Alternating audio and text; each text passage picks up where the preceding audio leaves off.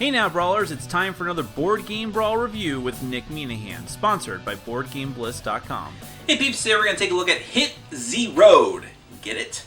This is from Martin Wallace and LA Entertainment, who I've never heard of before, but I'm pretty sure they're a division of Asmodee, because everyone is. But Martin Wallace has been known to do a wide variety of themes of games. And he used to be primarily a wargaming guy, and he still does that, I think. But then he started getting into more thematic stuff. He did A Study in Emerald, and he did Mythotopia. So he did some really interesting projects. Journey to Mars, or Onward to Mars, which was way, way out there as far as the theme goes. And Hit Z Road is his attempt to do a zombie game, although there were zombies in Study in Emerald. So he's kind of all over the place, and I do admire that in a designer. And what you're trying to do in this game, it's actually a very simple dice-shucking card game. Cards not even being a major integral part of what you're doing in the game. But you are just trying to get, it's in a post-apocalyptic zombie landscape. You're trying to get from, I think, the East Coast to the West Coast. You're trying to get to LA, essentially. Maybe that's where the name of the company came from. But to do this, which you're just traveling down these different paths, and you and the other players are bidding on how you want to go down these different paths, represented by the cards. And in order to do that, in order to bid, you need resources. Gas, guns, adrenaline. I don't know how you make it into a resource, but you just pump it out of yourself, I guess. Or you just put on a good show and dance. But you bid with these resources, and then you're going to have to actually spend them, too, to make it through all these different obstacles. You might go through a couple of cards that have nothing much of interest, but you might actually find some supplies. Good for you. But then you're going to run into zombies. Then you're going to run into more zombies. Then you're going to run into biohazards and just really horrible things, and it just gets harder and harder as you go along. You either want to make it to there and have the most points, or you want to murder or just have everyone else be murdered, and you be the last person left standing, and I guess you'll just make it on your own. So let me go ahead and give you a brief look at how the game is played. Then we're going to come back. I'll let you know what I think.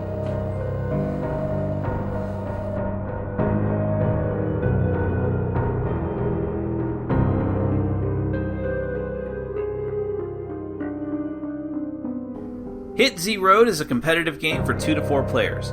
Each player is trying to get their group of survivors from the East Coast to the West Coast safely in the middle of the zombie apocalypse. In gameplay terms, you need to bid on safe routes to travel down, collecting resources and fighting off zombies along the way. If all but one player is eliminated, that player is automatically the winner, though it is possible for all players to die in the same round and for no one to win. But if 2 or more players make it all the way to the end, it's whoever has the most points amongst those players who will win.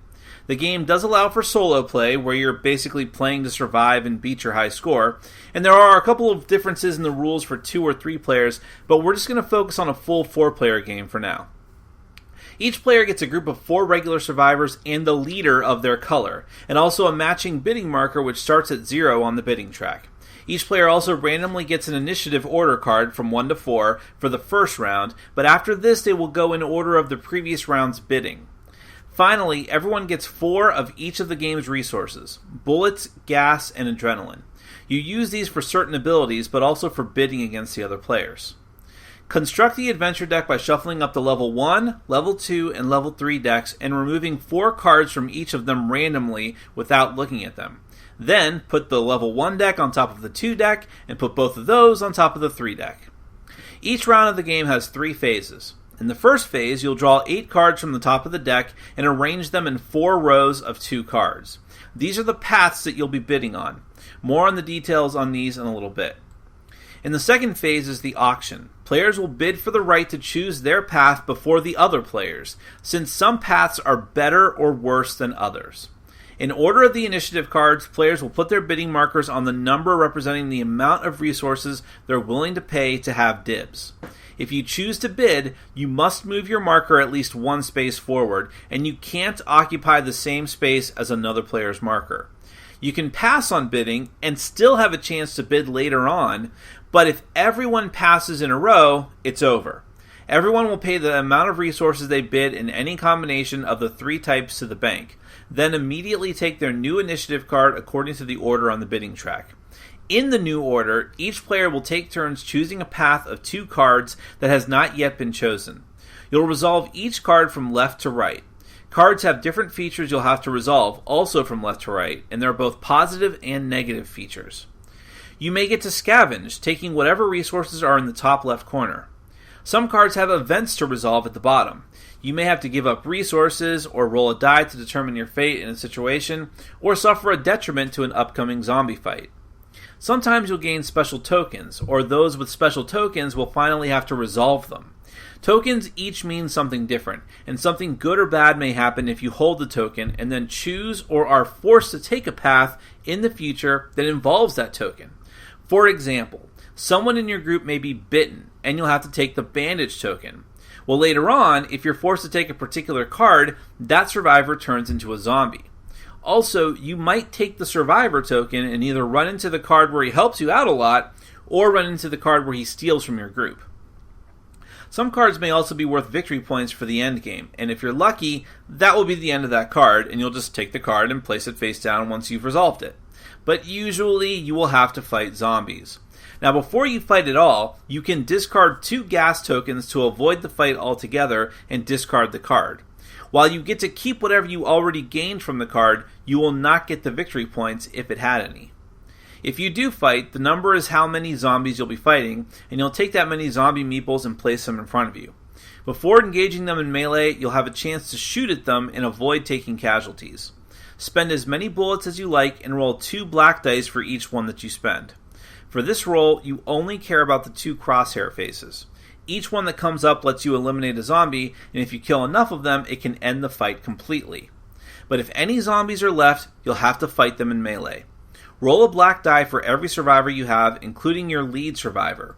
Every crosshair lets you kill a zombie, and the crosshair with a lightning bolt lets you spend an adrenaline to kill an extra zombie. The lightning bolt by itself lets you spend an adrenaline to kill a zombie, but the worst result is the skull, which causes you to lose a survivor unless you spend an adrenaline. If you lose every one of your survivors, you are eliminated from the game and cannot win. Also, the first time someone is eliminated, from now on, a +2 key is placed near the final path.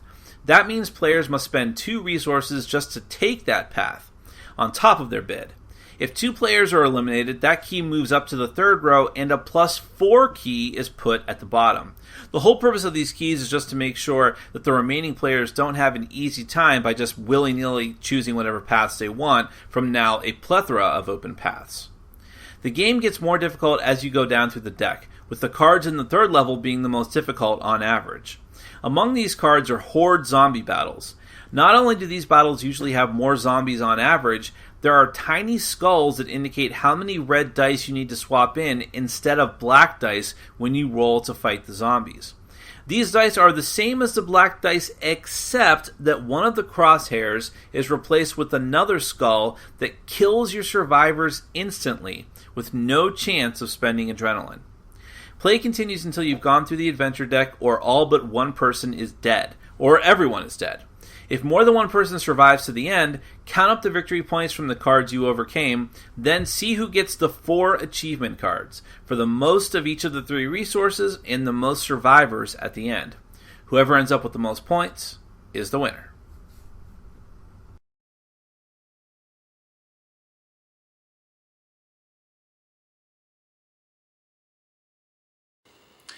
I have very mixed feelings about this game. I want to like it, and there are things about it that I definitely do like, but there's a couple of things that really hold me back from enjoying this game, and so ultimately I have to fall down on the side of not liking it very much and probably going to get rid of it. But I couch it in those terms because there were people that I played it with who did enjoy it quite a lot, and when they told me their reasons why, I couldn't really refute them. I just know that this game didn't work for me. And it's interesting because it's Martin Wallace, and I guess I'm a latecomer to Martin Wallace. I've only enjoyed his more recent, more thematic stuff. I'm not interested in his war games. And so this, again, because I've liked some of those games so much, his more thematic games, I thought I'd be all over this one. And it turns out to be one of the ones that I'm like, about. So let's break it down from the beginning. Component-wise, it's actually very good. I think it's probably the best thing about the game, or maybe not the best thing, but at least the thing that's most unimpeachable. Some people, I'm sure, will complain about the wooden bits and the wooden zombies, but to them I would say, you don't know Martin Wallace very well, do you? Because of course there's going to be wooden bits in the game, and I think they're fine, along with the dice as well. What's, to me, the best is the artwork in the game. The artwork on all the different cards that represent the paths that you go down throughout the game is really, really well done. It's a suitable mix of pleasant looking at times and then like totally creepy and disturbing.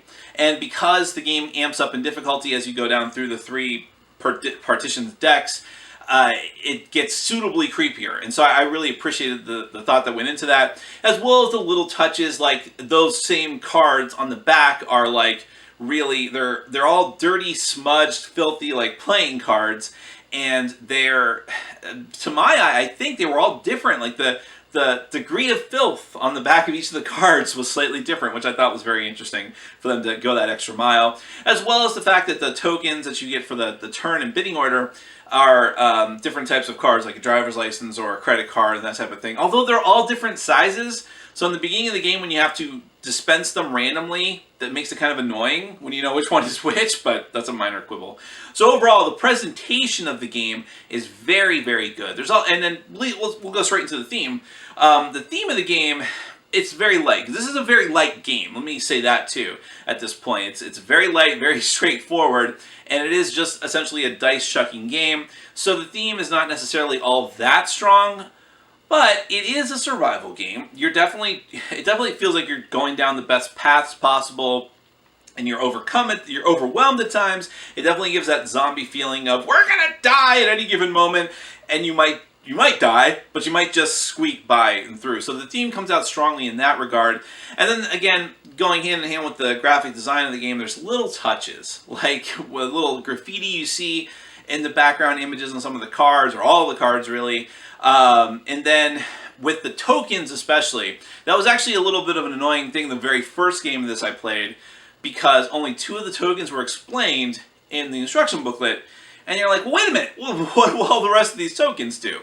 And they're purposely not explained in the book because they only have purpose in regards to cards, and that's where the best bits of theme come out, because, and probably my second favorite thing in the game is hand in hand with the presentation, because you might find a survivor who, not like your normal survivors that you can use in the game, but is just like a token survivor, like, hey, I'm just going to tag along.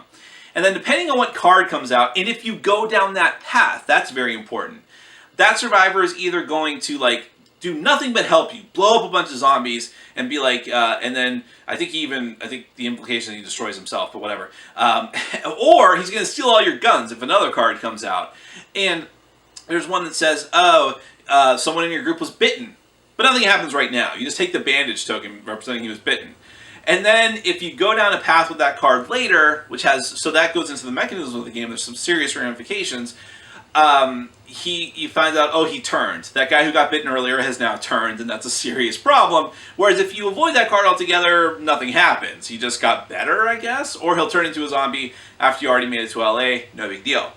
So I like those bits of theme that they put in there, and so light dice chucker or not, they went a little bit of an extra mile to give theme to the game, especially for Martin Wallace game. So I'm happy with that. Now, the gameplay itself, it is an interesting premise, I'll give you that. They didn't make it too complicated. You have the 3 different types of main resources, and aside from the tokens that you can get, and now you're using those to bid, go through different scenarios, go through the different cards. That's all fine in theory. First and foremost, I hate penalized bidding, or whatever you want to say it, where you bid, and no matter whether you win, whether you come in last, whether you use everything, you are paying. Even if you bid a ton of stuff and still end up coming in last place for bidding, you still gotta pay. I know that is, people would just say, well, that's how bidding works. You have to think about these things and not spend so rashly. But the problem is, let's say that one round you just happen to do that, okay? You just spend a little bit more than you wanted to. But by doing so, you come in last. And so now you have the final pick of the locations that are out there. And if you're getting into, especially when you get into the second deck and then the third deck, you're going to have rounds where there is maybe 1 good path or 2 good paths. The other ones suck. And the last one, whoever doesn't take that, clearly sucks. No one makes a mistake in this game and takes a path that is worse They always take the best ones possible, and whoever gets stuck in last takes the worst one. And that usually means no resources either, because a lot of people will sacrifice having to fight a lot of zombies if they get a lot of resources in return. So if you're not getting as many resources, not only does that make the game more fatal for you, because you don't have as much gas to spend to get away, bullets to spend to kill zombies ahead of time, adrenaline to save your survivors, and therefore you're not rolling as much dice, it also means you now don't have enough bidding power to make sure it doesn't happen again the next time. So there's this really bad snowball in the game where you're either on one side or the other of it. And I've been on both sides of that, where you are either doing so poorly that you are that it is as if you've been thrown down a snowy slope and are turning into a snowball as you just get worse and worse and worse and worse and worse because you don't have the resources to bid, which means you can't win again next round, which means you're not going to get any more resources, which means you're going to lose more survivors and eventually just die. Or you're on the other side of that, where you won a couple bids, it puts you ahead, now you can more easily win more bids, now you can see that everyone doesn't have enough to bid as you, so you just bid just enough to make sure they can outbid you, then you get more resources, and it just gets better and better for you. And I find that very frustrating, whether you're on one side or the other, because it's no fun, and I have been on the side of, look at everything I have, and no one can do anything, and that's not a lot of fun for me personally. On top of which, there is a great equalizer in this game, which is the randomness of the dice. Which, this can also be a rich gets richer thing. Some people can just roll those dice and never have a calamity hit them. Whereas one person says, alright, I got a good feeling, I've wiped out most of the zombies. In fact, I'm only rolling against one zombie. But you gotta roll all of your dice for all of your survivors. And look at that! All skulls. So, this kind of thing can just happen. So, it's a heady brew of really crippling bidding, snowballing success or failure, and utter randomness. And people that I played the game with said, well, I understand all of that, but I still found it to be fun, because it doesn't overstay its welcome. It's less than an hour long to play, even with a full allotment of players. It tends to scale well. I've played it with 2 players, I've played it with 4 players. And it's got a decent theme, and it's got great artwork, and it's got some tense moments to it. Like, oh, I hope the horde doesn't come out. Ah, I'm stuck with the horde, and that type of stuff, right? So, there are fun moments to be had, and I didn't hate my time with it, but overall, the bad things for me were just felt really exacerbated. And I didn't have as easy a time looking over them as other people in my group did. But this is a clear example of your mileage might vary. I certainly like that they swung for the fences on this one, but for me it was, they still struck out. I can't believe I'm using a baseball analogy. But in any event, that is Hit Z Road from Martin Wallace and LA Entertainment. It's got some good spots to it, but ultimately, for me, it's just a pass. Thanks for watching. Follow us on Facebook, Twitter, and Patreon. And make sure to check out our sponsor, Board Game Bliss, where you can find an amazing selection of games from around the world. BoardGameBliss.com. Thanks for your support.